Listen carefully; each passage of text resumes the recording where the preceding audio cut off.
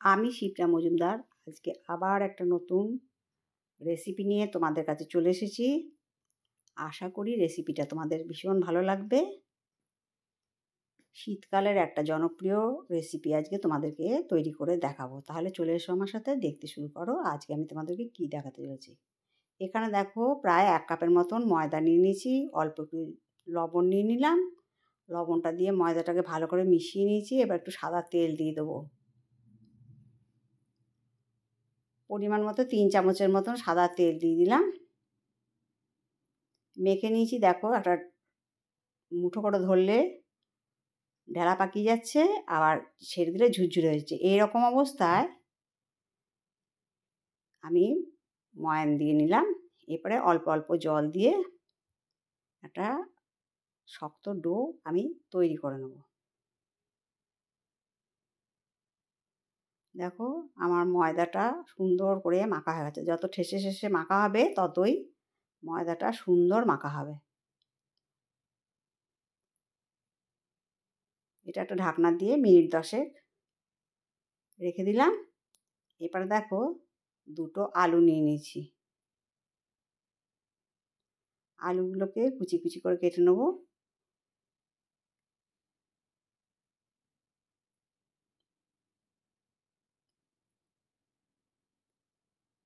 প্রথমে লম্বা লম্বি করে কেটে ছোটো ছোটো চৌকো করে কেটে নিয়েছি।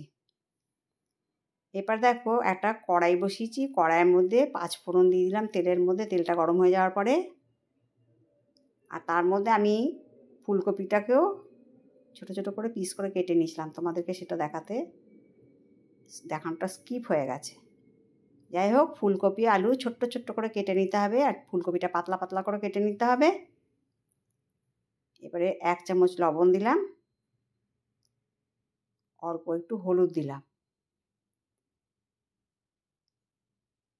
ফুলকপিটাকে এবার নুন হলুদের সাথে ভালো করে সুন্দর করে ভেজে নেব। ওপর নিচ নাড়িয়ে চাড়িয়ে নরম হওয়া পর্যন্ত এটাকে কষিয়ে নিতে হবে।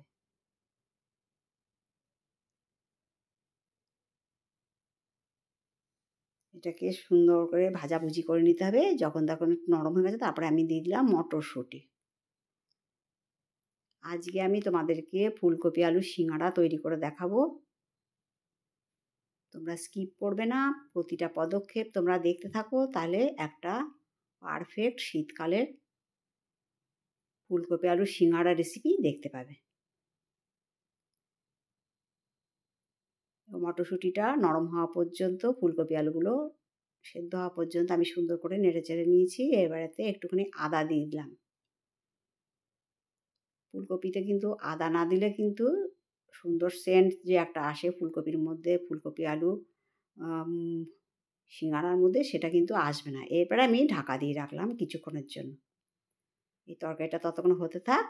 আর আমি এদিকে একটা তাওয়া বসিয়ে দিয়েছি, তার মধ্যে শুকনো লঙ্কা দিয়ে দিলাম 2টো, 1 চামচ ধনে দিয়ে দিলাম, তারপরে 1/2 চামচের একটু বেশি জিরে দিলাম। এবার এটাকে হালকা করে ভেজে নিতে হবে, যেন পুড়ে না যায় সেই দিকটা লক্ষ্য রাখতে হবে। ভাজা ভাজা হওয়া পর্যন্ত আমাকে নাড়ি চাড়িয়ে ভেজে নিতে হবে। এটাকে দিয়ে একটা গুঁড়ো মশলা তৈরি করব। এই মশলাটা ছাড়া কিন্তু ফুলকপি আলুর সিঙ্গাড়াতে সেরকম ভালো হবে না। একটু খচখচে করে বেটে নিতে হবে, একদম মিহি পেস্ট করার দরকার নেই। দেখে তোমরা বুঝতে পারছো আমি কেমনভাবে পেস্ট করে নিয়েছি। তারপরে আমি এটাকে দিয়ে দিলাম ফুলকপি আলুর মধ্যে, মশলাটাকে ফুলকপি আলুর মধ্যে দিয়ে দিলাম। এইভাবে তোমরা যদি ফুলকপি আলুর সিঙ্গাড়া তৈরি করো, দেখবে তোমাদের ভীষণ ভালো লাগবে। আর দোকানের মতন একটা পারফেক্ট সিঙ্গাড়া রেসিপি তোমরা পাবে। দেখো সমস্ত তরকারিটা আমার তৈরি করা হয়ে গেছে। সবজিগুলো নরম হয়ে গেছে, আমি কড়াই থেকে নামিয়ে দিয়েছি। এরপরে যে লেচি কেটে রেখেছিলাম তার থেকে একটা লেচি নিয়ে একটু লম্বাটে সাইজের করে বেলে নিচ্ছি। এই বেলাটা কিন্তু খুব বেশি মোটাও হবে না, আবার খুব বেশি পাতলাও হবে না, মাঝারি মাপের করে বেলে নিতে হবে। আর সবসময় একটু লম্বাটের দিকে বেলতে হয়। সিঙ্গাড়ার লেচিটা সবসময় লম্বাটের দিকে বেলে নেবে। এরপরে বেলাটা হয়ে যাওয়ার পরে মাঝ বরাবর আমি কেটে দিলাম। এবার দেখতে পাচ্ছ অর্ধেকটা নিয়ে তার মধ্যে একটু জল দিয়ে দিলাম সাইডগুলোতে, একটা পকেটের মতন তৈরি করে নিচ্ছি। এরকম ফুলকপি আলু সিঙ্গাড়া পেলে কিন্তু শীতকালের সন্ধেটা পুরো জমে যাবে মুড়ির সাথে, আর ছোট থেকে বড় সবাই ভীষণ খুশি হবে। এরপরে পুরগুলো ভরে দেবো, একটু ঠেসে ঠেসে পুরগুলো ভরতে হবে। আবার এইভাবে ভরতে হবে যেন সিঙ্গাড়া ভেদ করে বেরিয়ে না যায়। পর্যাপ্ত পরিমাণে পুর দিয়ে দিলাম, একটু ঠেসে ঠেসে ভরে দিচ্ছি। এরপর দেখো মাঝ বরাবর একটা ভাঁজ দেবো। এই ভাঁজটা দেওয়ার জন্যেই পারফেক্ট সিঙ্গাড়ার যে শেপ হয় সেই শেপটাও তোমরা দেখতে পাবে। এইভাবে তৈরি করবে, ঠিক দোকানের মতন সিঙ্গাড়ার ভাঁজ তোমরা তৈরি করতে পারবে।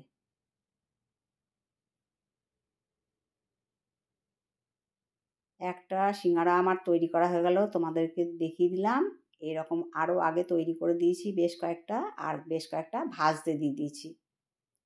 এই ভাজার সময় আঁচটা মিডিয়াম টু লোতে রাখবে, তাহলে তো কিন্তু খুব তাড়াতাড়ি রং ধরে যাবে, কিন্তু সিঙ্গাড়াগুলো ভালো ভাজা হবে না।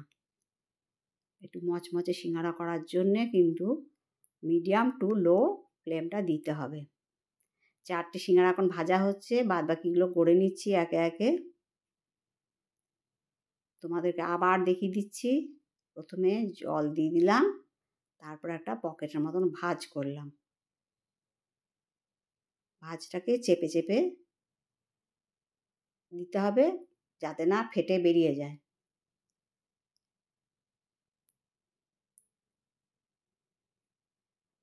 এরপরে আঙুলের মাঝখানে রেখে ওইটার ভেতরে পুর ভরতে হয়।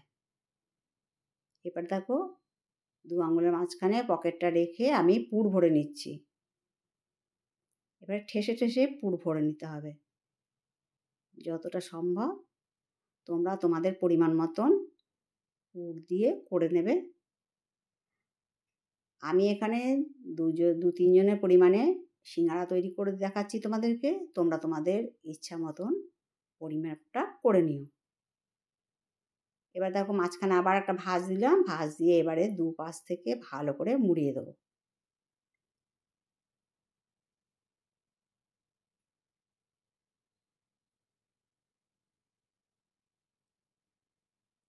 দেখলে একদম সুন্দর দোকানের মতন ভাঁজ রেডি হয়ে গেছে। তোমাদেরকে দেখানোর জন্য আমি 2-3টে গড়ে গড়ে দেখালাম। এই সিঙ্গাড়াগুলো আমার ভাজা হয়ে গেছে, এবারে আমি তুলে নেব।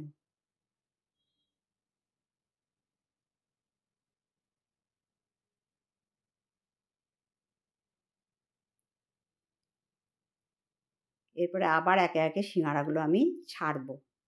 তেলের মধ্যে দেখো ছেড়ে দিচ্ছি।